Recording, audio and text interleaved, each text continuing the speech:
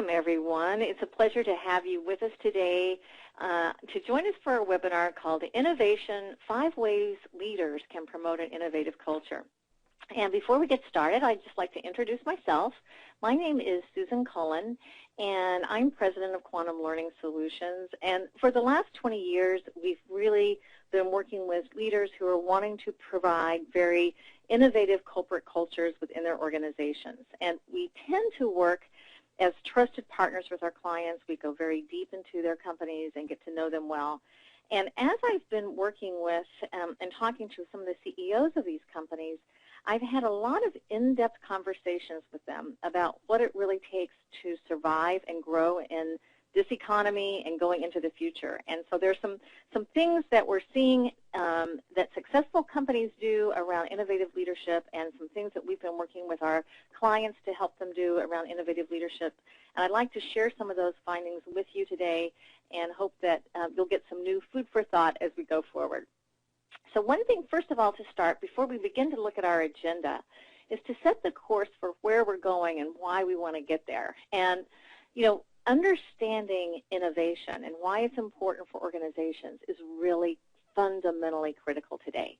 We know that more than 70% of senior executives say that innovation will be at least one of their top 3 drivers of growth in the next few years. And that's what our clients are telling us as well. But what's interesting is that we see that 65% of them are disappointed in their ability to get that done. And they say by far, 94% of them, that leadership and corporate culture are the most important drivers. So they know that's where the answer lies to really building an innovative culture. So this session today is for you if you've been asked to carry out an executive charge to create a corporate culture that embraces innovation, and that you know that time is of the essence, maybe budgets are limited, and you're really looking for a proven, cost-effective solution. You may not be sure where to go, and so we want to help you with that.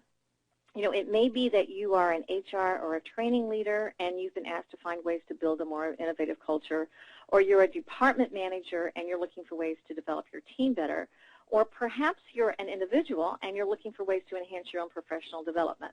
But in any event, you've been stymied and not sure how to make it happen, and we want to give you some food for thought about that today. We know that innovation and innovative leadership is the key, because all the money in the world, all the R&D resources in the world, all the time and energy in the world really isn't worth a hoot without the ability for leaders to build an innovative culture. And this can only happen when your leaders create a climate to make that occur. So it's not easy. People are naturally resistant to change. We know that. And it's hard for leaders to know how to do this without some guidance.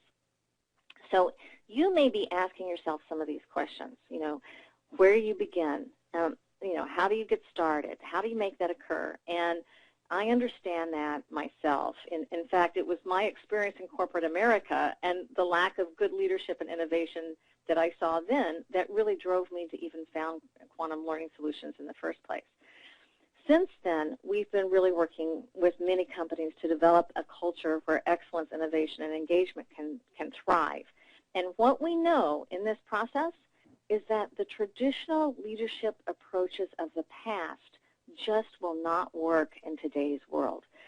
Today, you've got to think outside the box, and you have to make sure you've got your team thinking outside the box if you're ever going to be a market leader in your field. And, you know, it's not always easy. It's not your fault to not know how to get started. You know, the focus on developing an innovative culture is still really in its early stages. For example, let me share with you a story that we found with one of our clients that was a Fortune 500 consumer electronics company. And, you know, developing innovative new products for this company was critical to their survival. You know, they knew it. That's what they saw in the marketplace. And when we first started working with them about 8 years ago, we found that their R&D teams that were working on their Blu-ray technology weren't talking to the R&D teams that were working on cameras. So they had teams that were working very much in silos. They kind of had a silo mentality where, from both a geographic perspective and also across product lines, people tended to feel kind of territorial, and they were guarded about their ideas. And my guess is that you may have seen that too in your organization. It's pretty common. So if you have, you're not alone in that. But it was when we really started working with their leaders to help them set the expectation to communicate across those silos that we saw a big difference in their ability to innovate. And they found additional technologies they could use internally, their own internal wikis they could use internally, their own meetings where they had cross-functional teams joining them. And, back then, 8 years ago, we didn't necessarily call this innovative leadership, but that was exactly what we were doing back then. And it's the same type of thing that we do for our clients now. So with that thought in mind, here's our agenda for this session and what we really want to make sure that we get to today, and why, now that we've talked about why it's important.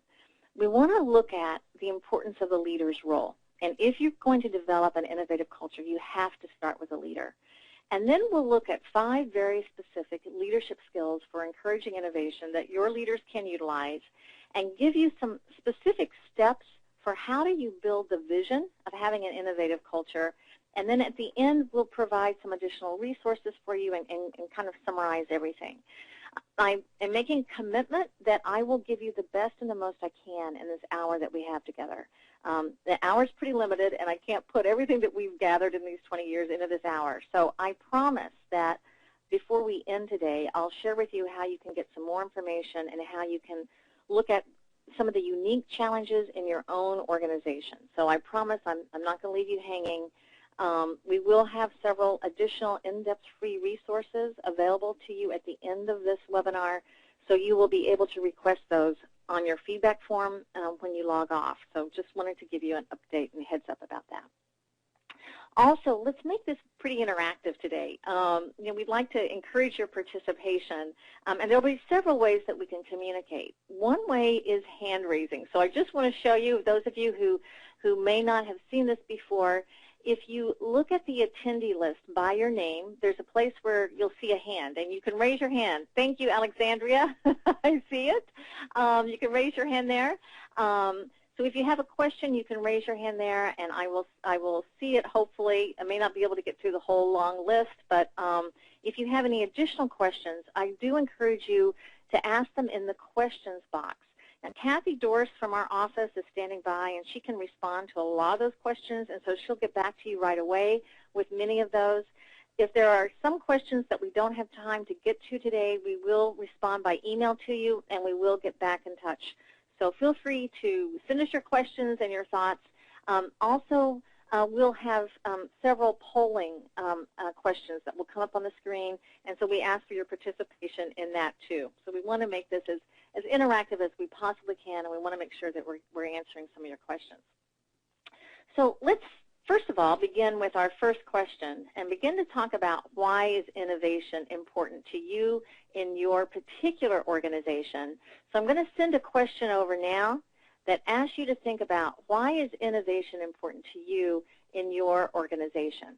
Now, there are a lot of different questions here. Before you select all, please think about the primary reason for you. Instead of just selecting all, is there one that you think applies more or that is more compelling to you than others? So please select that one, even if you think they all apply. But pick the one that you think is probably the most important for you right now, and just use the last one, all of the above, if there's not any one that stands out to you more than the rest. And that's good. It looks like we do have a lot of diverse answers. Okay, I'm going to close the poll now and show you what we came up with. So one of the things you can notice is we've got 45% of you, so almost half, who are saying that you're in an especially competitive industry today. Now, that's not a surprise when we look at what's happening in the market today. And for those of you who chose that first option, this topic is especially important to you, because if you're in a competitive industry, you've got to innovate. 32% are saying we've got to reduce our costs, so you may be looking for new and innovative ways to find some cost-saving measures. 16% are looking to attract new clients. 23% are wanting to provide more to retain the clients you've already got. So I think that's also really important because, in a competitive industry, it's somewhat related to the first one. In a competitive industry, you've got to work even harder to keep those clients that you currently have. So it's kind of interesting to see how that might fit for all of us and how your answers might then really kind of be benchmarked against other people on the webinar today. So with that said then, knowing that the leader's role is important, let's go into looking at why the leader's role is important and what do we know about it, and look at some additional research related to this one too. Gallup did one of the most extensive studies ever, where they studied over 1 million employees in a variety of industries worldwide, and they wanted to go back and find out what were employees in those organizations really believing. In other words, how did the employees think? From the employee's perspective, within the companies that had the highest level of profitability, productivity, employee retention, and customer loyalty. And after it was all said and done, Gallup, over about a 30-year period of time that they did this study, when they pulled it all together, they found one thing that I think was really interesting. They said what becomes clear from this investigation is that while we tend to celebrate great companies, in reality, there are only great managers, and it's on the front line that the hard work of building a stronger workplace gets done. So in other words, what they basically found is that great companies are really developed during the daily one-on-one relationships and interactions that each of your leaders have with their team members. In other words, it's a relationship business. In other words, it's based on what happens in that relationship between the leader and the team member in terms of how engaged they feel, how innovative they're going to be, how much effort they're going to put forth, and how engaged that employee is going to be. And that is all coming from that relationship with their immediate manager or supervisor. Now, what Gallup also found is that higher levels of engagement are strongly related to higher levels of innovation. And we know that this engagement is also directly driven by the immediate manager and supervisor and what they do. So there's a lot to look at there in terms of that one-on-one relationship and the importance of that immediate manager. And what's also interesting is that one recent survey of almost 300 senior executives worldwide in 17 industries found that the greatest challenge to delivering business results today was getting leaders to create a climate for innovation. And that was their number one thing. Now, that was followed by the related challenge of creating an organizational structure that facilitates innovation, and thirdly, by also focusing innovation in the right places.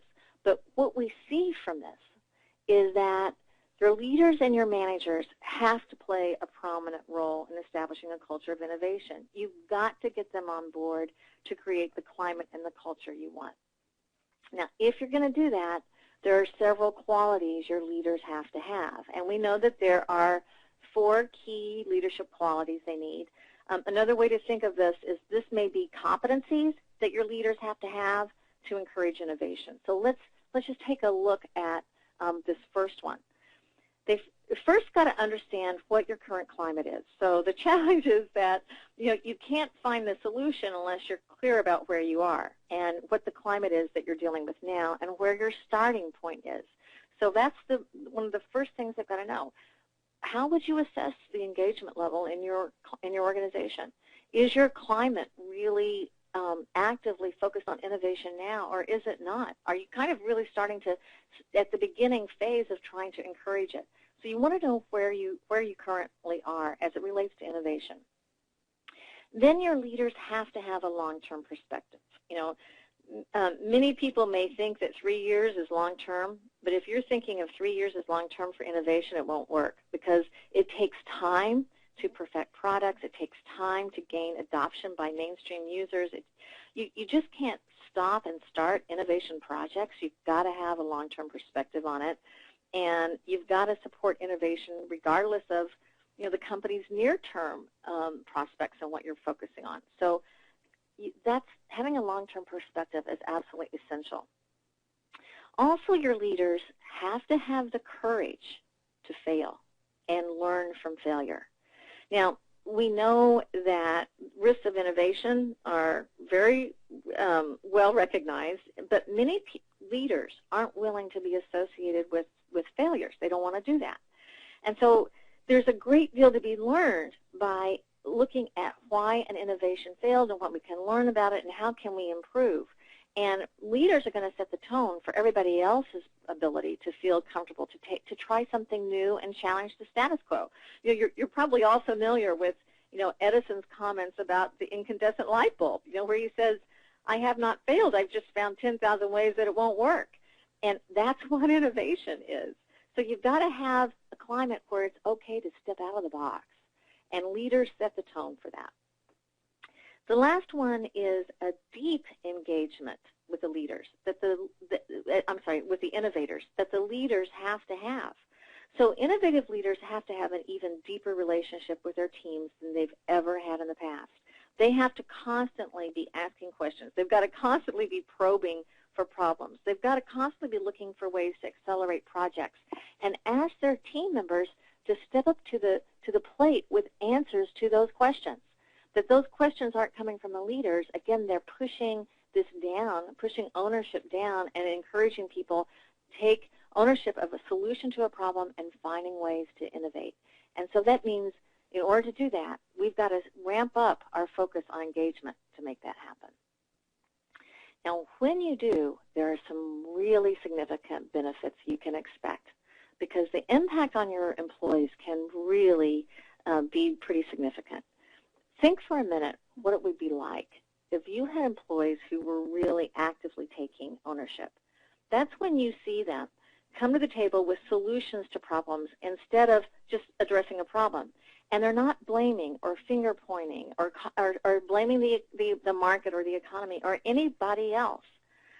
What also happens is when they take ownership, they're really focused on their top priorities and how that fits into the organization as a whole's top priorities. So that's going to be really key to encourage people to succeed in the future. The second benefit and impact you can expect is that people are going to be willing to go above and beyond what is expected because they're engaged, and they look to expand their sphere of influence when they do that. So instead of just staying within their own area, they might begin to see that in another department or another site, there are ways that they can expand their knowledge base to someone else, and they look to constantly add value. So mainly what you see happen is that they're taking initiative and they're proactive instead of just reactive. And a lot of times in a lot of companies, we see that without a real focused effort on leaders learning how to lead in this way, you have people who are mostly just employees who are mostly just reacting to what they see around them and just trying to pass the buck or pass the ball.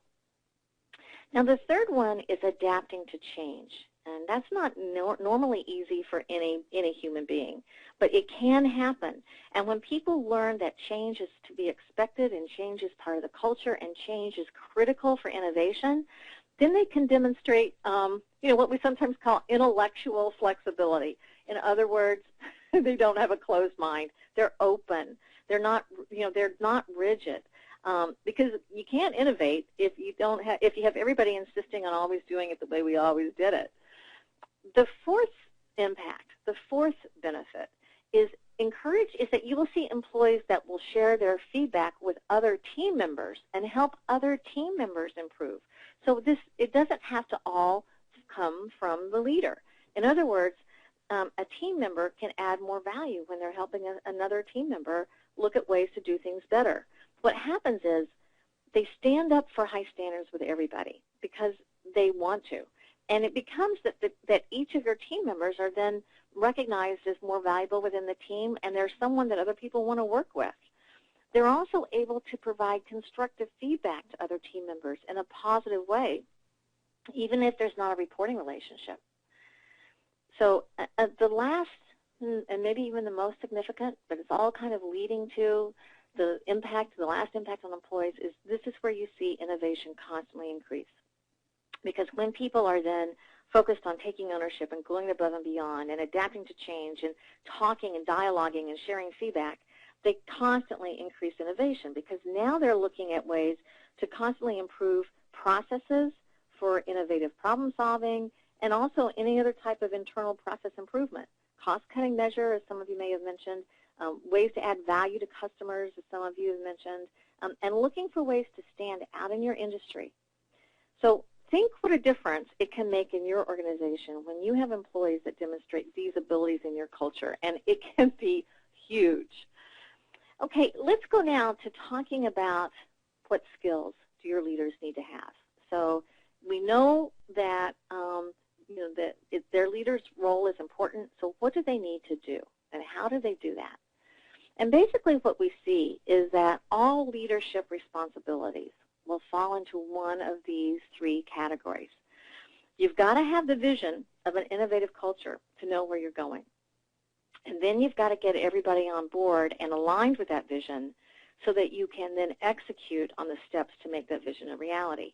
And we found that every action of leadership is going to fall into one of these three buckets. And, there's a lot to say about each one of these. We could probably spend an entire day just talking about each one, but this is the big picture. In many of our leadership programs, we use an assessment to help leaders see their abilities in each one of these. But we know that all leadership is going to fall into one of these three areas of responsibility. So let's look specifically then at innovation and review a 5-step formula for leaders. Now, we know that this formula works as a way to align and execute on the vision for innovation. When any one step of this formula isn't there, you cannot grow an innovative climate. The good news is that every single one of these things are within the control of your leaders. And the other thing is that they don't have to take a big capital expenditures to yield a huge result on your organization's bottom line. Because remember, it's the leaders that make the difference. So I'm going to go through these. I'm going to share as much as I can with you about these. I'm only going to have time to drill down, though, deeper, take a deeper dive into the first one on establishing a vision. So we'll talk a lot more about that, but I also want to briefly review these others and give you some insight into that. And one thing, too, before we really get started, a heads up on this one. At the end of the webinar today, on your feedback form, we'll be offering you a free assessment which will enable you to identify your organization's strengths and development needs on each of these 5 things. So it's going to give you an opportunity to say, okay, where are we strong and where are we weak in our culture on all of those, and it can give you some insight also into yourself. So you can indicate your interest in that. I just wanted to give you a heads up about it before we go through it. Okay, let's start with the first one, establishing the vision of an innovative culture. It's really critical. Without that vision, again, you don't know where you're going, and so people have to have a target, and they have to know what it looks like, and they've got to have everybody talking about that target. So I'm going to give you a lot about that in just a minute. I'm going to skip that for now, and let's go to the other 4. Let's start with number 2 then, and that is encouraging an open encouraging open communication in every direction, because it's amazing to me how many people still experience silo mentality in their organizations where one department or group isn't sharing their ideas with others. So we talked about that a minute ago with the example I shared, but that's definitely happening. In fact, I'm just curious. I don't have a polling question for this, but if you can identify, if you feel like your organization has silo mentality, just raise your hand. You can see that the hand button is right next to your name under the attendee list, where you can click that on if you'd like, and just raise your hand if you feel like, yes, we see that our organization does have silo mentality sometimes. We see that there are times when we aren't communicating with other departments very well. There are times when we really kind of tend to try to keep things to ourselves and keep private and don't always share a lot of information. And at this point, I can see that it's about 45%, even though not everybody's still, some of the hands are still coming up. So I'm going to close the hands down now. But we can see that a lot of you relate to that. Almost half of you relate to that. Now, what's also got to have happen, in addition to not having silo mentality, you've got to have bottom-up communication for problem solving and have that be the norm. So what we see that happens is that you've got to have everybody feeling like, okay, it's their owner, they need to have ownership to begin to start to focus on how to solve problems and to speak their mind. So that means that you have to have leaders make it extremely safe for people to share their ideas. That's going to be a really important part of the process. The third step in the formula is to create an engaged, motivated, and inspired team. Now, your leaders are the ones who create this, and they've got to let people know that, first of all, they are valued as individuals and that their ideas are heard and respected, because employees need to feel directly involved in decisions that impact them, and they've got to feel that their contributions matter and that they're heard and that they're recognized, or else they're going to shut down. And what can happen, we hear from a lot of leaders who say, that makes sense to me cognitively, that I need to let people know that I value them and I need to listen to their ideas and involve them in decisions that impact them, but we just get busy and we're in a hurry and we're overwhelmed and we don't spend time really sitting down and listening and engaging people and trying to get their thoughts. But if that happens and your leaders have unknowingly shut down someone's input, they have unknowingly shut down innovation. And if they have not created an engaged environment, it's going to be impossible to create a climate where innovation can grow. So it's really important to begin to start to focus on that. The fourth one is to mentor, coach, and grow each team member. And the good news is that most people are eager to grow. The bad news is that it takes active coaching to do it consistently from the leader. So building an engaged climate does not mean the leader is passive. In fact, it's just the opposite.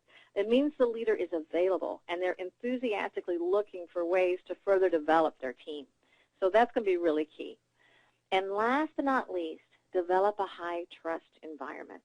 And what can we say about trust? Without a high level of interpersonal trust, people won't give their best, and they'll just bide their time. And, like we laugh sometimes, we think about people who quit and leave, and then there are also people who quit and stay. You probably have seen what I'm talking about. Without trust, people just check out. Without trust, we really have nothing. So that really starts with a key part of the process. So with that said, let's start to move in then to this first one and drill down a little deeper into this first one, because there are some real nuts and bolts and ideas that I want to share with you that you can apply immediately about how can you really help your leaders build a vision. Now, the first one is to create mission and vision statements for your work unit that emphasize innovation. So it doesn't mean that it doesn't necessarily even have to come from a large corporate directive. I mean, it's great if that is, if you've got a real clear mission vision statement. But, what you can see is that you can even do it within your own work unit. And leaders need to really talk to their teams about why innovation is important. It's all about selective focus. What you focus on is what you put emphasis on. So let me give you an example, and I may ask you to raise your hand on this one too. How many of you have bought a new car in the last year? Raise your hand if you've bought a new car in the last year or two, and you picked out your new vehicle, you bought a new car. And go ahead and just raise your hand. Again, the hand raising button is right next to your name. If you look at the attendee list on the option on the GoToWebinar control panel, there's a place where you can, you'll see a little hand next to your name. And there's a place where you can raise your hand. And I see a lot of you are still coming in. But it looks like we've got about 22% of you that have bought a new car in the last year. I'm going to lower the hands right now. And now the next part of that is, of those who did buy a new car in the last few years, how many of you would say that you noticed it on the highway more than you ever did before once you were looking for that make and model of vehicle? And even if you didn't buy a new car in the past few years, you've probably known that you can see if you've done it. And if you have done it, just go ahead and raise your hand on that one too. And, we see a lot of hands coming up for this one now. again, we've got that 20% of you who've responded to that. So here's the point. I'm going to lower the hands again. Here's the point about that when you have selective focus, you begin to start to make that mission and vision really more prominent and visible. You know what to look for. You see innovation when it's occurring because you recognize it. And so that selective focus goes a long way. And that's one of the things you want to make sure that your leaders are doing, is really beginning to start to focus on creating the mission and vision statements. The next one is to discuss the importance of innovation in regular team meetings. So here what you may see is that this is something any team leader can start doing right away. You might have one person on your team be responsible during each meeting for contributing one new idea to improve a process or one new idea to better serve a customer, and then let that role rotate during your meetings, so that pretty soon people are going to be conditioned to be thinking about innovation. And when they see something that could be improved, they'll make a note of it, and then they'll know, okay, I want to discuss this in our next meeting. So that can go a long way as well. The next one is to demonstrate as a leader your own personal curiosity and inquisitiveness, because you have to walk the talk. You can't ask others to be open and look for new opportunities to improve. If we can't ask them to do that if we're not doing it ourselves. And one of the biggest ways that trust is destroyed is when the leader is not demonstrating what you're asking others to do. So bottom line thing is to get leaders to start asking questions in their teams and with their employees, like why not? Ask questions like why not instead of just why. And when you start to ask why not, that's also going to get people to start to ask themselves that question, and it encourages everybody to think outside the box. Another one is to always model risk-taking and open communication by sharing professional success and failures with the team. And one of the things that we know can happen is that this can be tough for a lot of leaders, because let's face it, it's human nature to be afraid of risk-taking, especially if taking the risk to make a mistake might be in front of the organization or your peers or your own manager. But what we know is that innovation cannot happen if people are afraid to take risks.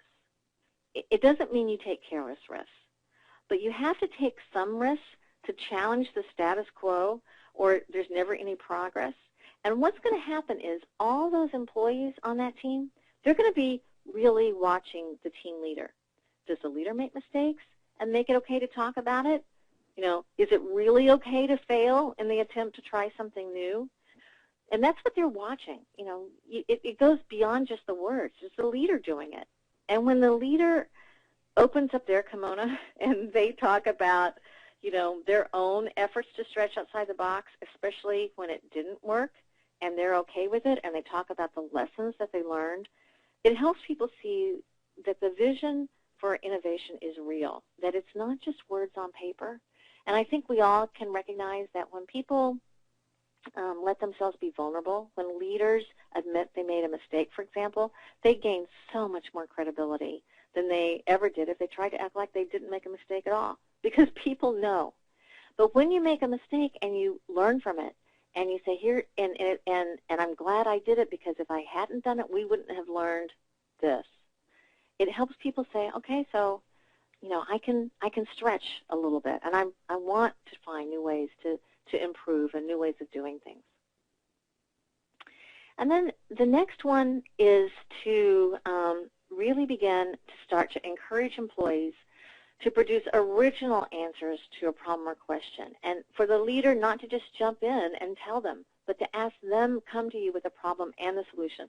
I'll always remember a leadership program I was delivering several years ago, and we were going around the room and we were doing introductions, and there was a woman who said that she had just been recently promoted as a leader into her company, and the reason they told her that they gave the job to her, even though she was younger than other people with less experience, that the reason they gave the job to her was because she was a person who, whenever there was a problem, she came with a solution. And other people just came with a problem. And they saw that as providing manager over someone who had a little more experience than she had. So if you're encouraging people, then as a leader within your own teams, if you're encouraging people to always come to you with solutions, you've got to show them you're serious about this, because they may not have had a culture in the past, or maybe your culture is, hopefully always growing and improving. Perhaps in the past you hadn't done this either.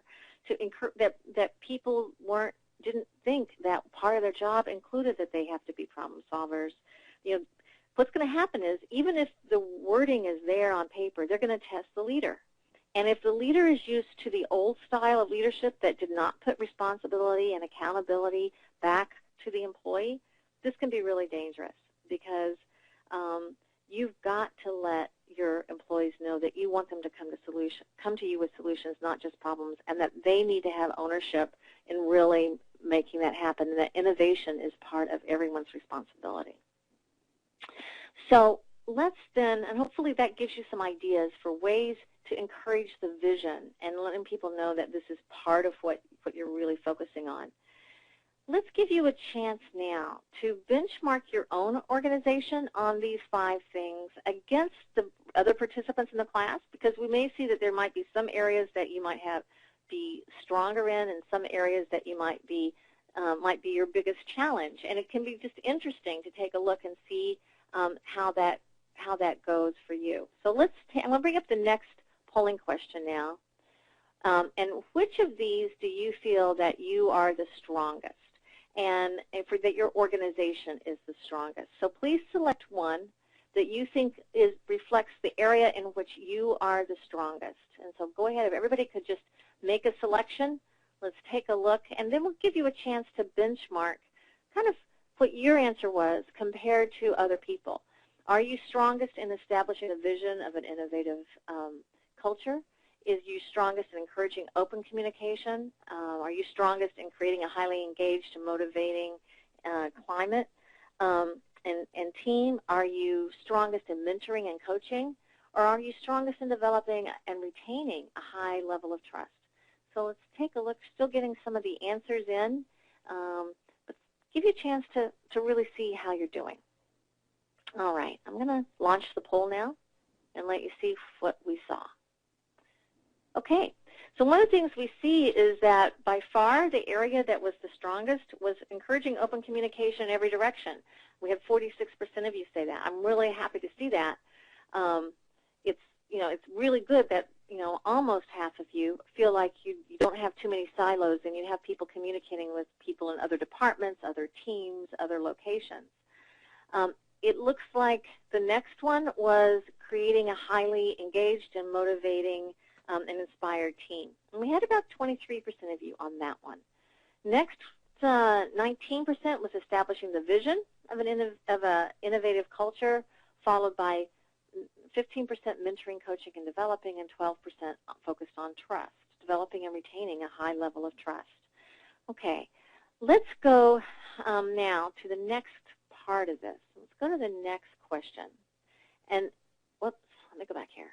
And where do you think you can improve the most? Now, this is not just the opposite of the last one that we asked. Where do you think you need to improve the most? In which one of those 5 areas?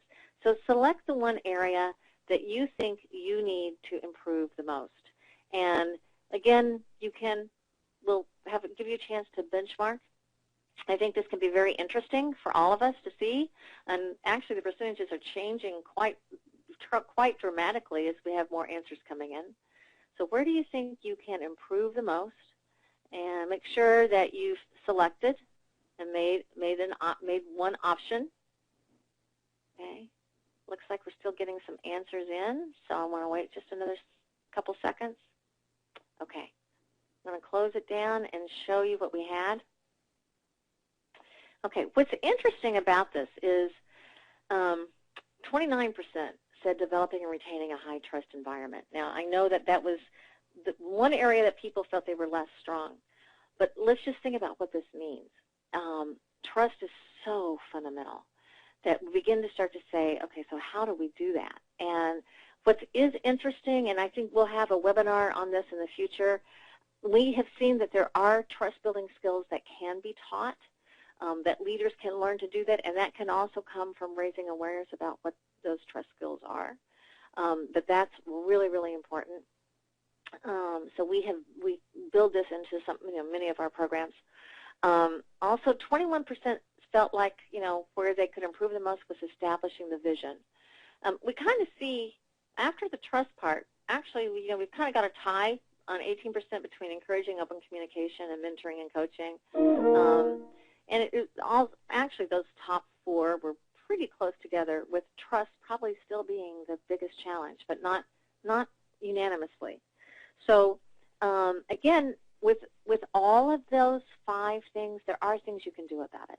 There are tools and solutions that can help you get better at those things. And again, we'll have some free resources for you at the end. We want to share with you as much as we can today. Okay, so let's start to talk about then kind of some key summary thoughts, and then we will open it up to some questions. The agenda today was to talk about why the leader's role is important, 5 leadership skills for encouraging innovation, and some specific steps for building the vision.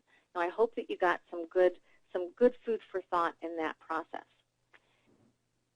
If you are in the role of learning and development, your role is really critical here, because one thing that we just want to mention is that 70% of organizations report that innovation is one of their top 3 priorities, but only 20% are conducting any kind of innovation training, either for their leaders or for their team members, and you can focus on both areas.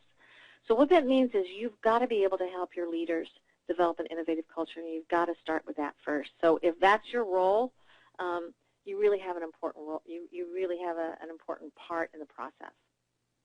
Now, when you log off of the webinar today, you'll see a feedback form pop up automatically, and there's a button where you can request what we're calling an innovative leadership assessment at the end of this. Now, that's going to go through those 5 key steps in the formula for helping leaders create an innovative culture that we talked about, but it's going to drill down to more specifics, and it will help you see for your own organization kind of where you are, and allow you to target where you can have the biggest impact. And we're providing it because it helps you see where you've got to start and what's unique in your culture, because we're not all going to be the same.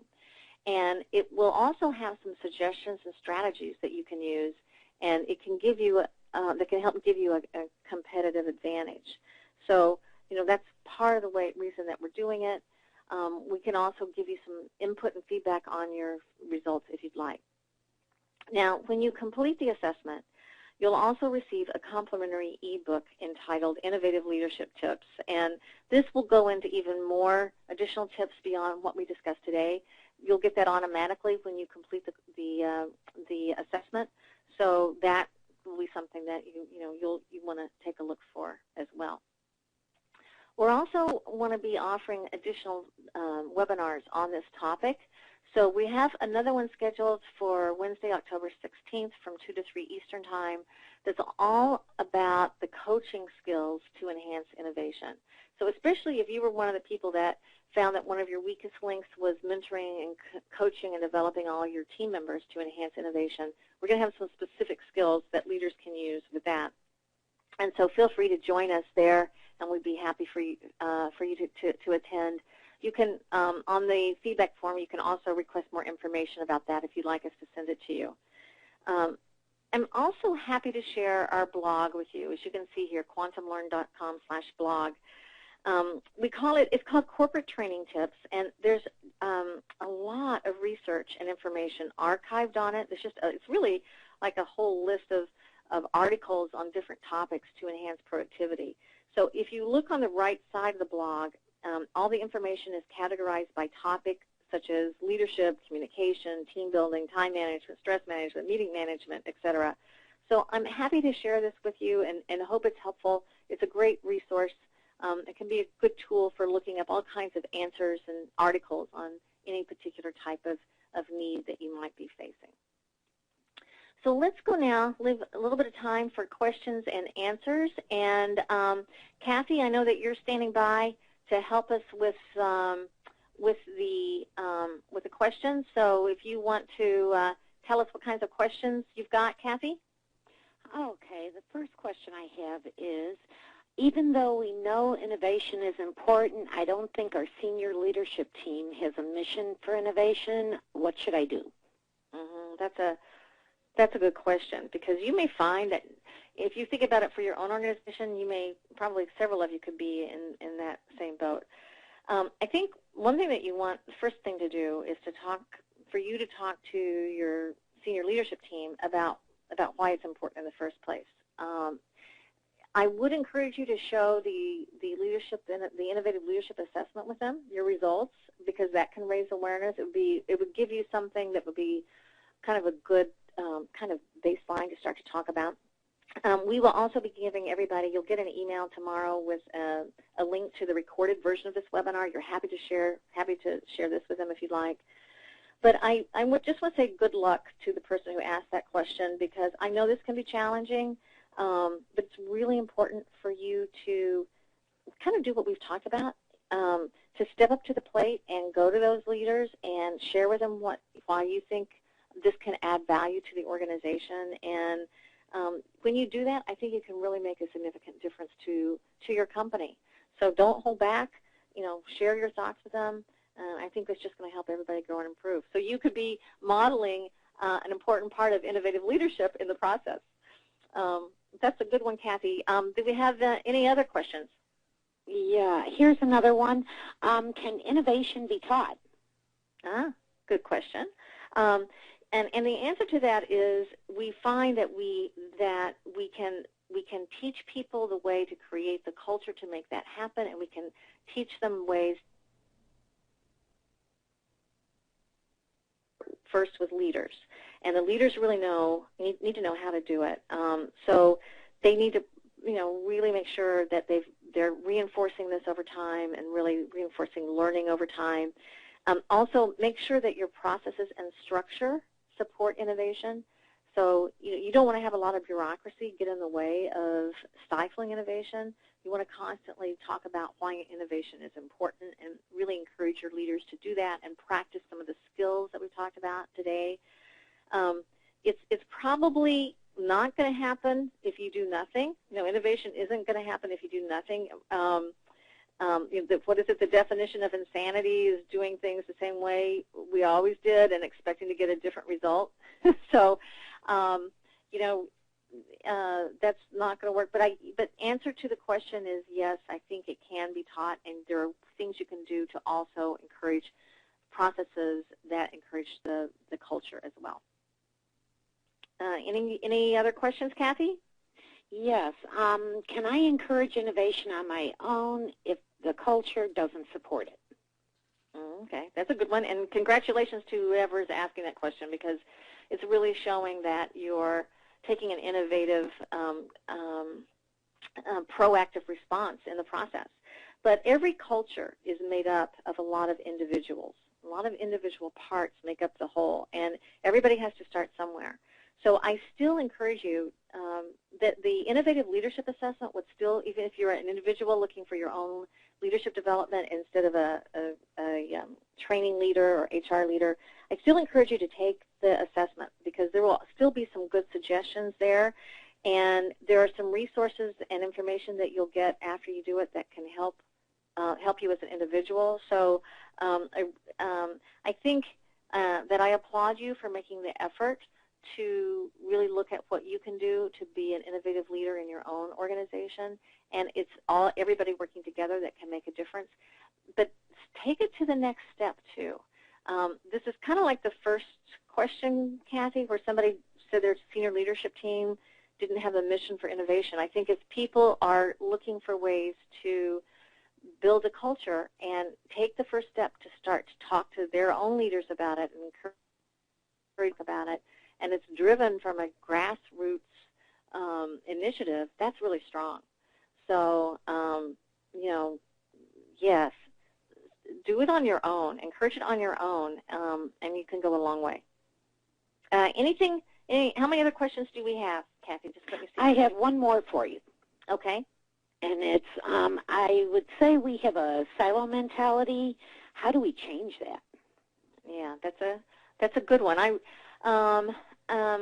It's, when we think of silo mentalities, when people get very protective, proprietary about their own world, and they don't want to let other people know what they're doing. It's interesting because in a lot of our leadership classes we have simulations, and it's interesting to see how some team exercises, people don't want to share what they've created. They put up little barricades so nobody else can see them and copy their ideas, and I always laugh when I see that, because it can be human nature, and I have to remind them that we are, one company, and to take those barricades down.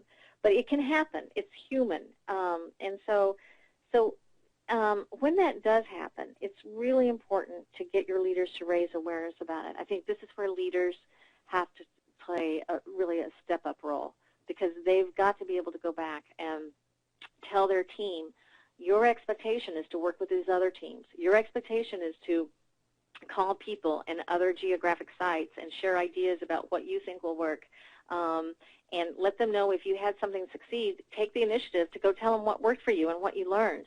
And if you can be a resource because you know another department or another area is struggling, step up and help them. It needs to be all leaders getting on board with this, though. If you only have one department head doing it and trying to encourage them to communicate with another department head, and that department head isn't really actively engaged, people will notice that, and they'll think they don't have to. So it can happen, but it happens through the leaders, and they have to really make a conscious effort and then push that down and let people know it's really expected of them, and ask them, in the coaching conversations they have with them, ask them, what have you shared with other areas? What are you doing to enhance communication across the board? And as they do that, then the employees will start to learn that's what's expected of them. So the results are really worth it, and really encourage you to do that, because that will make a big difference. Kathy, was that the last question that we had then? Anything else? That's it. Okay. Well, I'd just like to say thank you to everyone. It's been a pleasure being with you today. I hope you found this session worthwhile. If you have any additional questions, feel free to email us those. We're happy to help you. And again, as soon as you log off, you'll see the feedback form come up where you can select the Innovative Leadership Assessment. If you'd like to take it, we're happy to share. I highly encourage it to every one of you. You can also request additional information that's on that form. So thanks so much, everybody, and have a wonderful, creative, and innovative day. Take care. Bye.